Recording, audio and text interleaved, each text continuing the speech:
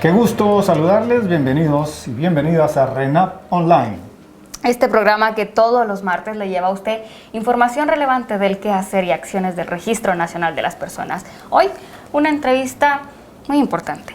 Va a servir para que usted conozca el trabajo que realiza el Departamento de Prevención y Erradicación del Subregistro. Para ello tenemos a la coordinadora de Erradicación de Subregistro, licenciada Liliana Ortega. ¿Cómo está, licenciada? Muy bien, muchas gracias. Un gusto estar nuevamente con ustedes. El gusto es nuestro. Por supuesto. Y dice nuevamente que ya ha sido conocida aquí ante las cámaras de RENAP y también hemos abordado el tema, Luis, pero es necesario conocer la labor que realizan desde Erradicación del Subregistro, las jornadas extensas de trabajo en las que se han tenido que someter en los últimos meses, ¿verdad? Para ambientar un poco, licenciada, la pregunta es básica. ¿Qué es el subregistro? Bien, básicamente el subregistro son todas las personas que no están inscritas en este momento en el RENAP o que no aparecen en los libros anteriormente de las municipalidades, ¿verdad? No existen legalmente. Que no existen a la vida jurídica. Este es el subregistro. Le pueden llamar Juanito, pero si no está en un libro registral, si no está en RENAP, así es, no se llama así. Sí. Yo me puedo llamar Liliana Ortega, como ustedes dijeron al inicio, pero si no tengo un documento de identificación que lo valide, puedo llamarme Shakira si quiero y de todas formas no es funcional. Incluso, ¿verdad?, que valide que es guatemalteca. Así es, eso es algo muy importante, sobre todo, ¿verdad? La nacionalidad y una identidad también de pueblo, ¿verdad? Claro. Sí, sí, definitivamente. ¿Por qué es imprescindible tener un registro de personas y compartir entonces el subregistro, Liliana? Bien, es bien importante que todas las personas tengan una identidad, un documento de identificación. Hablemos sobre Estado, ¿verdad? Políticas de Estado, los beneficios que pueda tener una persona. Hablemos de personas de escasos recursos económicos que con un documento de identificación pueden acceder a un centro de salud, pueden obtener lo que estamos viendo ahorita, que es la vacuna, por ejemplo, contra el COVID, ¿verdad? Que tiene que tener un DPI, tiene que tener un número de CUI para que puedan acceder también a ese servicio. En fin, muchos servicios como educación, salud, etcétera. Por eso es bien importante que nosotros continuemos con la búsqueda de prevenir y disminuir e erradicar el subregistro, ¿verdad? Cuando hablamos de erradicar, pues nosotros hemos aprendido ya con el tiempo como departamento, que es un tema que también vamos avanzando poco a poco, ¿verdad? Entonces hablamos más de prevenir, de disminuir el subregistro y de fomentar una cultura de prevención del mismo fenómeno, ¿verdad? Y es que erradicar suena como de tajo, ¿verdad? Ajá, de un solo, y pareciera que, pues, quiera que no, por distintas situaciones, casi imposible, ¿verdad, licenciada? Sí, hay muchas situaciones que evitan que este fenómeno finalice completamente. Una de ellas es el desconocimiento, es algo muy importante, ¿verdad? En Guatemala muchas personas no saben ni siquiera cuáles son los requisitos para una captura de DPI, por ejemplo, para sacar su DPI. Es tan básico, ¿verdad? Pero no lo sabemos. Tampoco no saben los requisitos para una inscripción de nacimiento y es ahí donde empieza todo el problema del subregistro. Yo sé que son muchas, pero por la experiencia que ustedes tienen, ¿cuáles son las causas más frecuentes que provocan el subregistro de personas? Sí, el más importante es el desconocimiento de los procedimientos, ¿verdad? Desconocemos, por ejemplo, que la Desconocer o desconfiar podría ser. Más que todo es desconocerlos, ¿verdad? Si usted va a las comunidades y pregunta, mire, ¿por qué no ha inscrito a su bebé? ¿O por qué no lo inscribió cuando era bebé? Entonces, mire, es que se me pasó el tiempo de los 40 días que ellos llaman, ¿verdad? Y entonces yo ya sabía que había que pagar una multa. Y saben, por ejemplo, que la multa es de 5 quetzales diarios o de 10 quetzales diarios, o etcétera, ¿verdad? Sin embargo, la multa en aquel entonces era de 10 quetzales, ahora actualmente es de 25 quetzales. Y no diarios, es una sola multa. Independientemente del día 60, recordemos que el subregistro empieza del día 62 después de haber nacido, del día 61, perdón, ya se encuentra una persona en subregistro, ¿verdad? Del día 61 de haber nacido a los 80 años o 90 años que esta persona no ha sido inscrita, está en subregistro y de todas formas la multa siempre va a ser de 25 quetzales. Hay mucho mito, mucha desinformación también. Sí, así es, demasiado mito también. Por ejemplo, en el caso de las mujeres que están dentro de los hospitales y que tienen a su bebé, pero como no está el papá, entonces no lo inscriben, ¿verdad? Y tenemos ahorita 46 oficinas, bueno, en este momento por el tiempo de pandemia, tenemos menos oficinas auxiliares funcionando. Sin embargo, estas oficinas auxiliares lo que hacen es que las personas al tener a su bebé, de una vez pasen a hacer su inscripción. Sin embargo, las madres, como no está papá, entonces no hacen la inscripción, ¿verdad? Y ahí empezamos ya con el tema del subregistro también. Claro. Usted ha mencionado algunas causas que parecieran ser las más comunes. Yo le voy a mencionar algunas y usted me confirma si sí es cierto, si sí lo han visto ustedes o si no se da. Por ejemplo, la discriminación de género, cuando los padres prevalecen la identidad de los hijos varones antes que la de las niñas. Así es. Ese ¿Sí es se un da? tema todavía bastante importante. Recordemos que Guatemala es un país que tiene mucha cultura machista, ¿verdad? Y si nace mujer, todavía faltan muchos municipios, comunidades lejanas de nuestro interior de la República donde no las inscribe por ser mujer. Y también tiene que ver mucho también, por ejemplo, una persona con discapacidad. ¿Para qué lo van a inscribir? No ¿Verdad? vale. No vale, Piensan no va a hacer ellos. nada con su vida, entonces ¿para qué lo voy a ir a registrar? ¿En serio?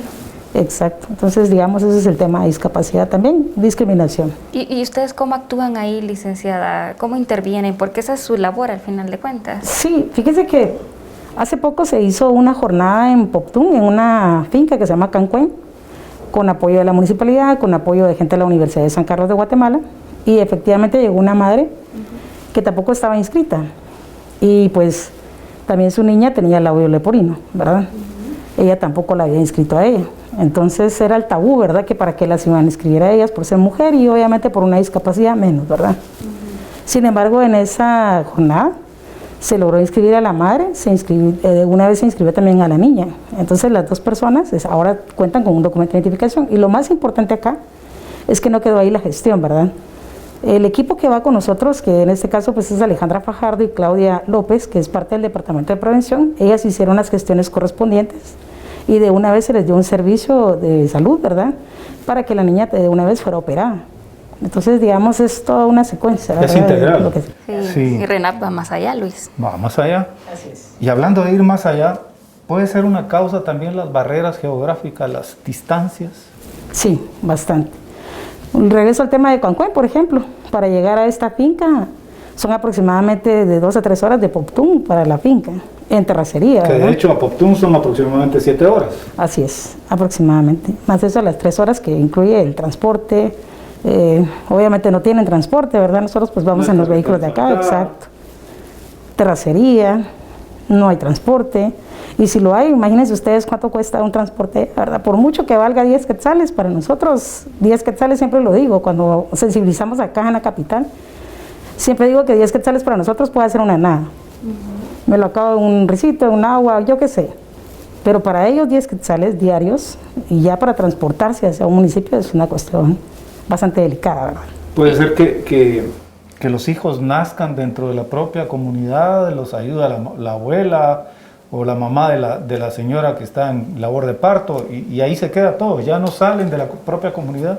Así es, ese es el fenómeno, ¿verdad? Sí. Ese es el fenómeno. Sí, es que es complicado. Entonces, sumamos las barreras geográficas, otra razón. ¿Podría ser la pobreza también? Sí, por supuesto. Como les comentaba, pagar para nosotros 25 quetzales por una multa puede ser para muchas personas una nada. Para una persona en el interior, en una comunidad como la finca Cancuén, por ejemplo, 25 quetzales puede ser un día completo de alimentación o 2 inclusive. Entonces, digamos, las barreras económicas son bastante fuertes para que ese tema de subregistro vaya creciendo.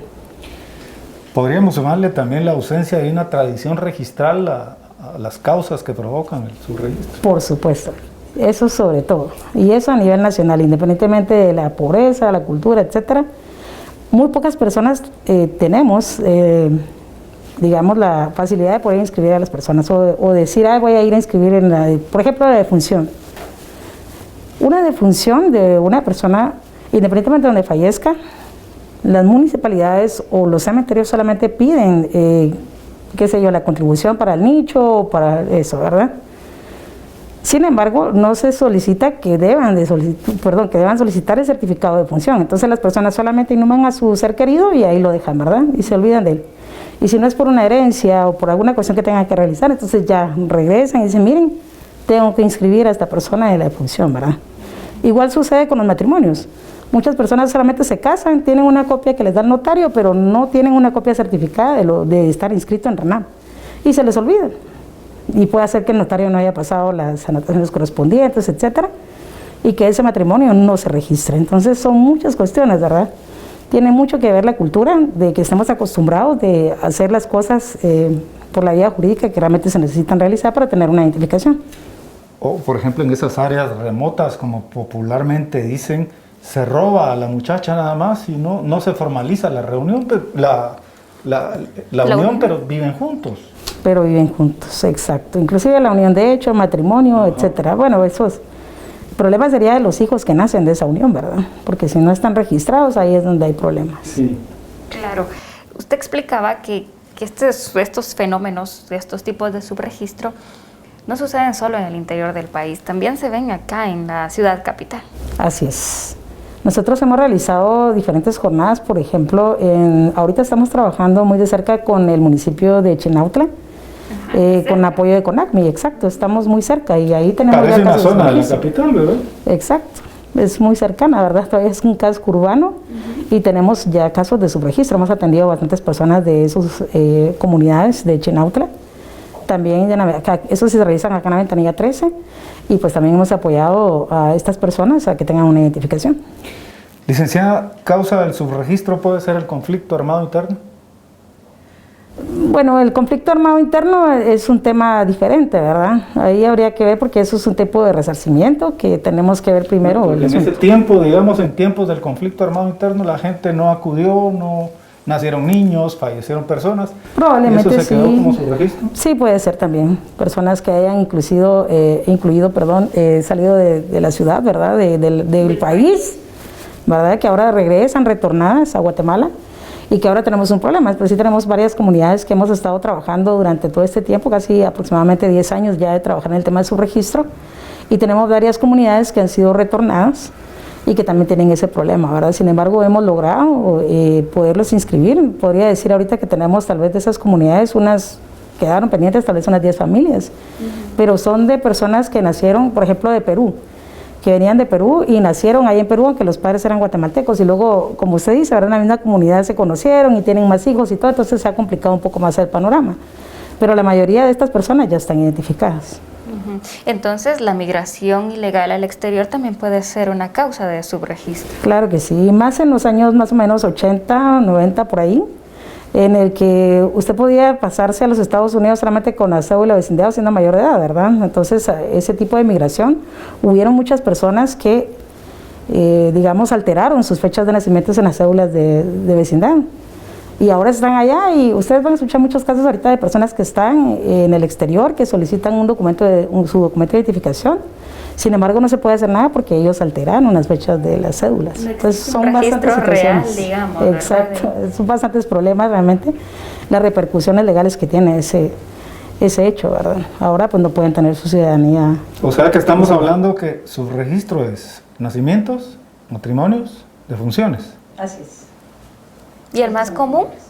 ¿Puede ser el de nacimiento? El de nacimientos es el más común.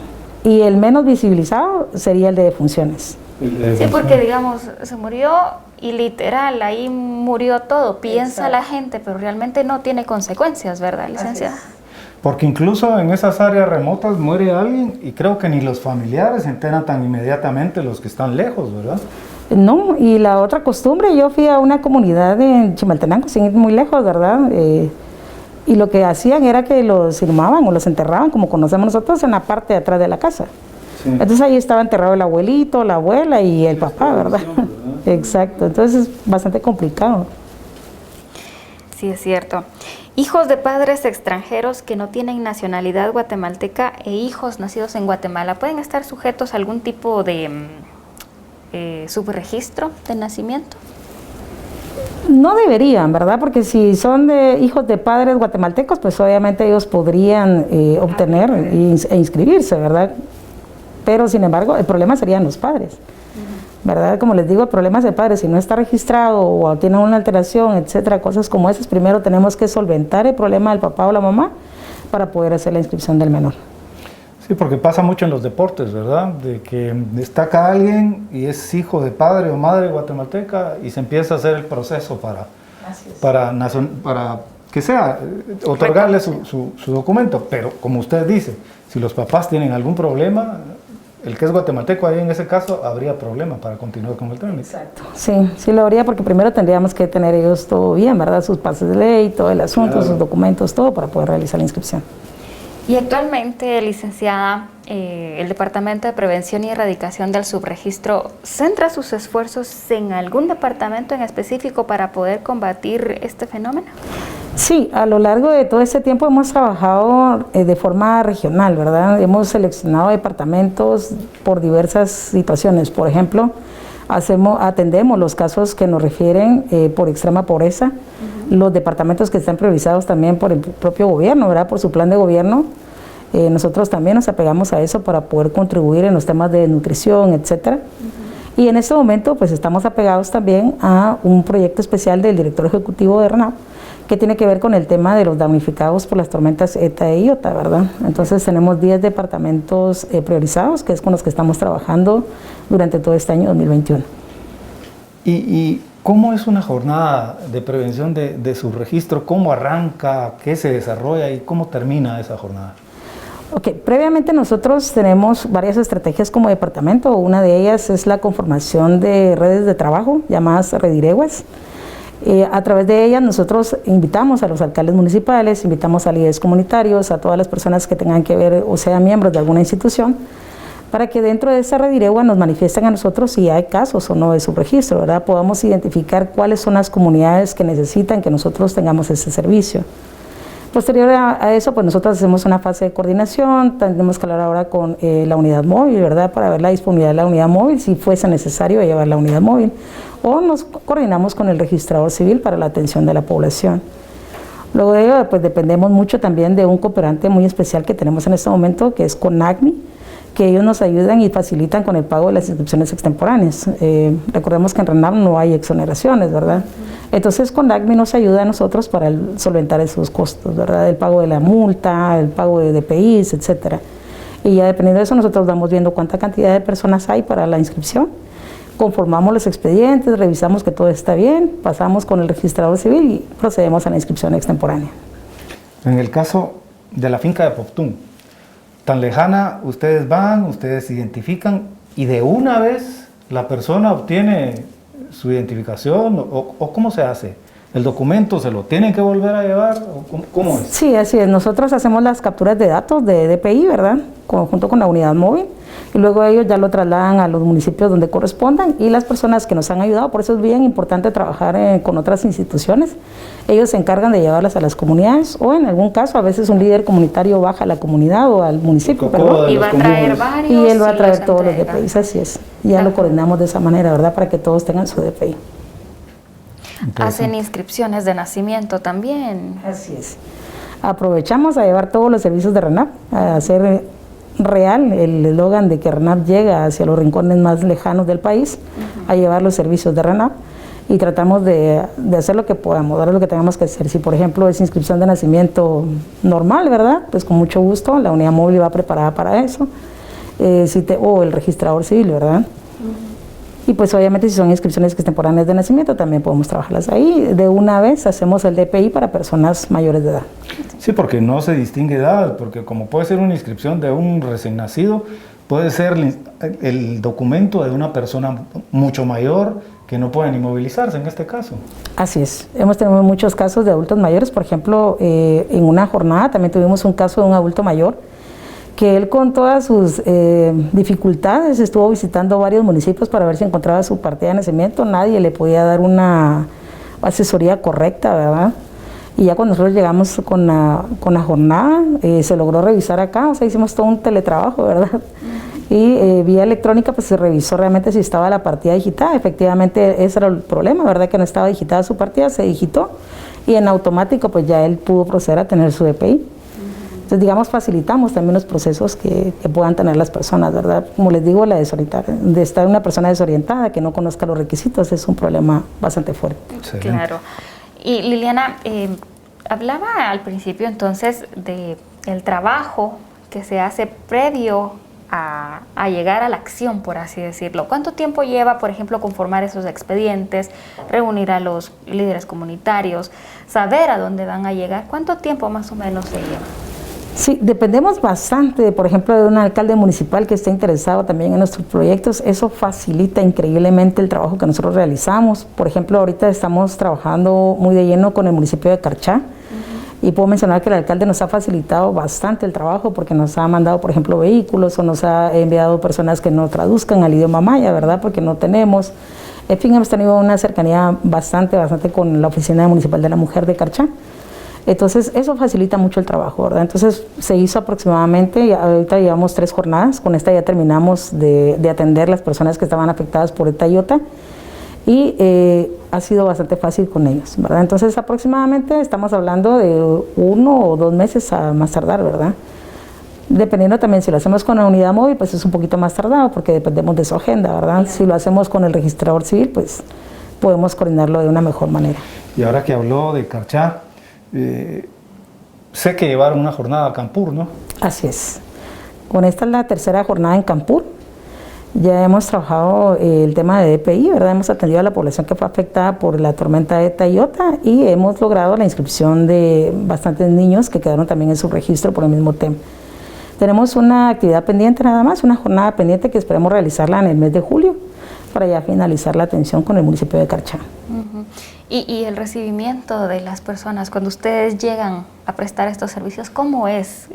¿Qué se conoce de ellos? ¿Qué se sabe de ellos, Liliana?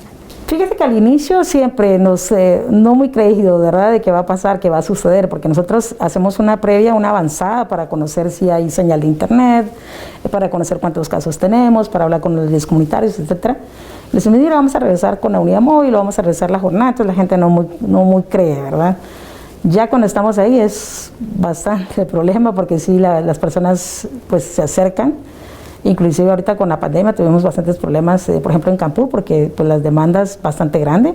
Entonces tenemos que ir ordenándolos, ¿verdad? Poco a poco hicimos varios trabajos por grupos para poder atenderlos por día, pero realmente la aceptación de la población es increíble, ¿verdad? Y yo creo que también el que crean en la institución como es RENAP también es bastante importante, ¿verdad? Licenciada, yo sé que son muchos, pero casos paradigmáticos que usted pudiera contarnos de los que ustedes han resuelto. Bueno, básicamente el que le comentaba anteriormente, que es el del abuelito, ¿verdad? Que no había encontrado su documento de identificación y era un proceso bastante fácil, ¿verdad? De poder realizarlo, una digitación de partida y pues se solventó la situación y él ahora cuenta con su documento de identificación. Digamos, ese es el más fresco que tengo en este momento de los casos. ¿Perdón? ¿En niños? Porque hay personas que ya incluso son mayores de edad y están en su registro, ¿no? Exacto. Mire, por ejemplo, en Chinautla tuvimos un caso de una familia que tenía 12 hijos que estaban en su registro. 12. 12, así es, y hay de diferentes edades. Empezamos de 26, 25, 24, etcétera, hasta el más pequeño que tenía 6 años. ¿Y los papás sí estaban registrados? No, también no registramos. En su registro. Exacto. Entonces ahí tenemos una familia completa en su registro que pues ahora ya cuentan con un documento de identificación. Qué bueno. Sí, la verdad es que sí. Sí, como que se heredara el subregistro, ¿verdad? Si yo no estoy, tampoco mis hijos. La verdad es que sí se hereda, ¿verdad? Si yo no tengo un documento para poder inscribirlos, mi hijo tampoco puede ser inscrito. Sí, hay una limitante ahí. Sí. Liliana, yo me recuerdo que en alguna ocasión antes de pandemia visitamos Tucurú con Alejandra. Ellos, yo solo estuve 2 días, pero ellos se quedaron más tiempo. Más o menos, ¿en cuánto tiempo ustedes llegan a solventar una jornada ahí en el campo, con la gente? Sí, aproximadamente se van 5 días para poder trabajar con las personas. Se programa de esa manera, ¿verdad? Trabajar, por ejemplo, tenemos un día de traslado, que es el día lunes. Dependiendo de la cercanía, pues programamos de una vez trabajar con ellos el día lunes, si no se inicia el día martes regularmente. Y eso sí, se inicia muy temprano, ¿verdad? Inclusive Alejandra es una de las personas que le encanta madrugar. Y ya tipo 6, 7 ya está ya con todo conectado ahí, con todo el equipo. Y pues desde esa hora empezamos a trabajar. Y pues dependemos de la demanda de la población para poder finalizar. Más o menos terminamos 6 de la tarde, 6 o 7 de la noche, por ejemplo. Y así estamos hasta el día jueves o viernes en algunos casos. Este programa es visto y escuchado en muchos lugares del país. Si hubiera un alcalde, un líder comunitario, un usuario que quisiera que tuvieran una jornada en su localidad, ¿cómo pueden hacer? ¿A dónde pueden llamar? ¿Se pueden comunicar? ¿Algún teléfono? Claro que sí, nuestro teléfono es 2416-1900, nuestra extensión es 2292, 2259, 2206. Y también nosotros pues en las páginas de RENAP tenemos un ¿cómo se llama? Un archivo especial, ¿verdad? Que ellos pueden entrar a través de un link o a través de un código QR. Ahí pueden ingresar ellos sus datos y nosotros con muchísimo gusto pues les llamamos por teléfono sin ningún problema para poder asesorarlos. Perfecto. Claro. Por último, me queda la duda, Liliana, usted ya lleva tiempo de estar acá en RENAP. ¿Cómo fue el cambio de la forma de trabajo antes, durante la pandemia? Antes de la pandemia y durante la pandemia. Así ha sido bastante difícil, ¿verdad? Porque pues nuestro trabajo es más de campo, es más fuera. Sin embargo, hemos inventado un montón de herramientas electrónicas. La verdad, una parte de ellas es este documento que les comento, que ya tiene un link y un código QR para ingresar, para nosotros poder dar asesorías. Hemos trabajado a través de teléfono, por WhatsApp, con instituciones, etcétera. Hemos tenido sensibilizaciones a través de la plataforma Zoom, para que la gente conozca, ¿verdad?, cuáles son los requisitos, cuál es el procedimiento y todo. Hemos conformado nuestras redireos a través también de plataforma Zoom, así que utilizando todo lo que es las herramientas del TIC, ¿verdad? Para nosotros poder trabajar. El cambio es abismal. Poquito a poco hemos empezado, este año ya estamos ya con comisiones, el año pasado no hicimos nada de comisiones, ¿verdad? Se suspendieron totalmente. Eso también acrecenta un poco la demanda también de las personas que siguen su registro. Sin embargo, pues hemos trabajado por vía virtual y todo, ¿verdad? Hemos trabajado la revisión de expedientes vía virtual, hemos enviado nuestras boletas por cargo express, etcétera. Hemos encontrado todos los medios sabidos y por haber para poder continuar dando el servicio que es RENAP, ¿verdad? Sobre todo nuestros servicios como Departamento de Prevención y Erradicación de su registro. Licenciada Liliana Ortega, muchas gracias por su tiempo y que haya mucho éxito en esa labor que realizan ustedes en prevención y erradicación de su registro. Muchísimas gracias, muy amables a ustedes por la entrevista. ¿Estamos? Sí, ya terminamos, por cierto. Interesante el programa. Muy interesante. ¿Será hasta la próxima semana? ¿A qué horas? Siempre a las 11 de la mañana en esto que se llama RENAP Online. Los esperamos.